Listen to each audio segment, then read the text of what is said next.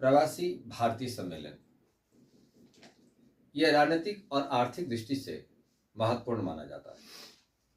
प्रवासी भारतीय बहुत पहले से ही हमारे विदेश में लोग रहते थे। समय का अंतराल था जब 1857 की क्रांति में विदेश पार जाना एक नरक कुंड के समान माना जाता था। आज इस वैश्वीकरण में विश्व के अधिकांश देशों में प्रवासी भारतीय रह रहे हैं। आज इसकी उपादेयता भी है।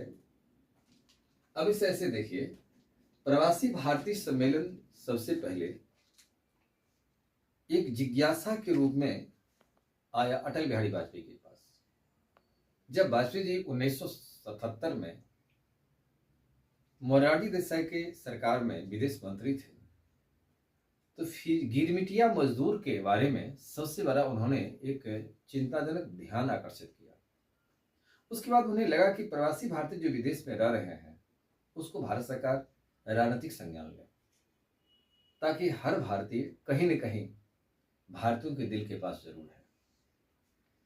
वाजपेयी जी ने इस अपने मुक्त कंठ से कहा था, हर भारतीय हमारे दिल के पास में है, तो विदेशों में भी रह रहे भारतीय हमारे दिल के पास में है। 1991 में जब वैश्वीकरण का दौर आया और भारत में उदारीकरण शुरुआत किया गया था, वैश्वीकरण की दौर आ गई, मनमोहन सिंह इसके प्रणेता बने, तो भारत में निवेश की दर की बढ़ावा देने के साथ एक खुली बाजार की रूपरेखा की प्रतिस्पर्धा में भारत आया। यहाँ लोगों को रोजगार मिला। भारत की आर्थिक स्थिति भी अपनी जूझती हुई स्थिति से बेहतर स्थिति को प्राप्त किया, क्योंकि लगातार 2 मध्यावधि चुनाव भारत में हो चुके थे। तो इस प्रकार की परिस्थितियां हमारे देश के लिए अनिवार्य थी। वाजपेयी जी जब प्रधानमंत्री बनते हैं तो सबसे पहले उन्होंने सिंधवी समिति का गठन किया। सिंधवी साहब संसद सदस्य थे और उनके नेतृत्व में कमेटी गठन की गई। सिंधवी समिति ने अपनी रिपोर्ट में कहा कि भारत में प्रवासी सम्मेलन का आयोजन हो, उसे पुरस्कृत किया जाए और महिला सुरक्षा के लिए एक विशेष विभाग सक्रिय रूप से बनाया जाए। ये सिंधवी समिति की रिपोर्ट थी। हालांकि अभी तक सिंधवी समिति के पूर्णतः रिपोर्ट को लागू नहीं किया जा चुका है। प्रयास कर रही है सरकार। मनमोहन सिंह की सरकार ने 8 देशों में रह रहे प्रवासी भारतीयों को दोहरी नागरिकता का अधिकार देने पर विचार किया। वाजपेयी जी की सरकार ने 16 देश पर पहुंच गए। वर्तमान सरकार 71 देशों की सूची बना रही है, जिस सूची के तहत ये प्रवासी भारतीयों को अधिकार देने की बात कही गई है। भारत में अपनी व्यवस्था के परिणत स्थिति को देखते हुए अटल बिहारी वाजपेयी सिंधवी समिति जो रिपोर्ट दिया था कि प्रवासी सम्मेलन का आयोजन किया जाए, तो वाजपेयी सरकार ने एक प्रवासी मंत्रालय का गठन कर दिया। और प्रवासी मंत्रालय भारत में गठन होने के बाद इस मंत्रालय के द्वारा प्रत्येक वर्ष इसके सम्मेलन आयोजन होती थी। अब वर्तमान में 2016 में प्रवासी मंत्रालय का विलय विदेश मंत्रालय में कर दिया गया, तो 2016 से अब प्रत्येक 2 वर्ष पर इस सम्मेलन का आयोजन होता है। सम्मेलन आयोजन करने के लिए अब इसमें 9 जनवरी 2003 को यह पहला सम्मेलन आयोजन किया गया। 9 जनवरी ही क्यों? क्योंकि 9 जनवरी 1915 को महात्मा गांधी दक्षिण अफ्रीका से भारत आए। यही प्रवासी दिवस के उत्पन्न आने का फैसला लिया गया।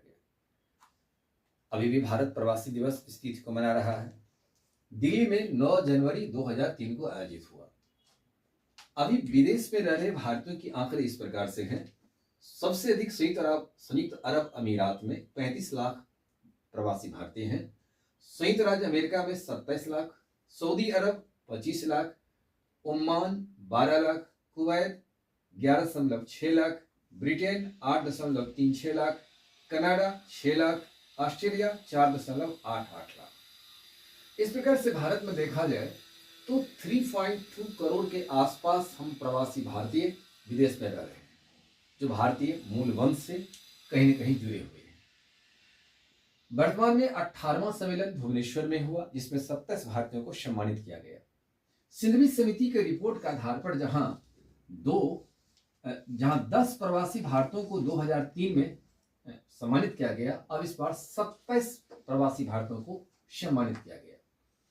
विदेश में देखा जाए तो सार्वजनिक पदों पर 15 ऐसे हमारे भारतीय हैं जो उच्च पद पर कार्यरत हैं, और कैबिनेट में 60 व्यक्ति अभी विश्व के कैबिनेट में स्थान ग्रहण किया हुआ है।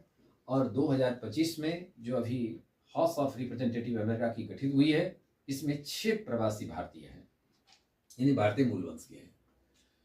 अब यदि आर्थिक रूप से इस आंकड़े को देखा जाए तो आर्थिक रूप में 2022 में 111 अरब डॉलर, ईपीटी में भी ध्यान रखना है कि 111 अरब डॉलर का रेमिटेंस किया गया। रेमिटेंस का मतलब होता है कि भारत, प्रवासी भारतीय भारत में अपने परिवारजनों को पैसा भेजा है।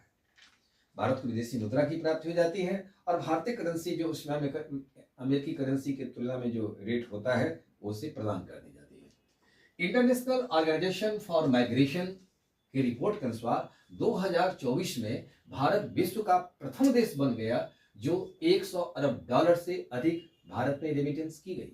2021-22 के वित्तीय वर्ष में 83.57 लाख अरब डॉलर का प्रत्यक्ष विदेशी निवेश हुआ है। भारतीय प्रवासी मंत्रालय ने प्रवासियों से लगातार संवाद स्थापित करने के लिए नई दिल्ली में प्रवासी भारतीय भवन बनाया। इस भवन का वर्तमान प्रधानमंत्री ने सुषमा स्वराज भवन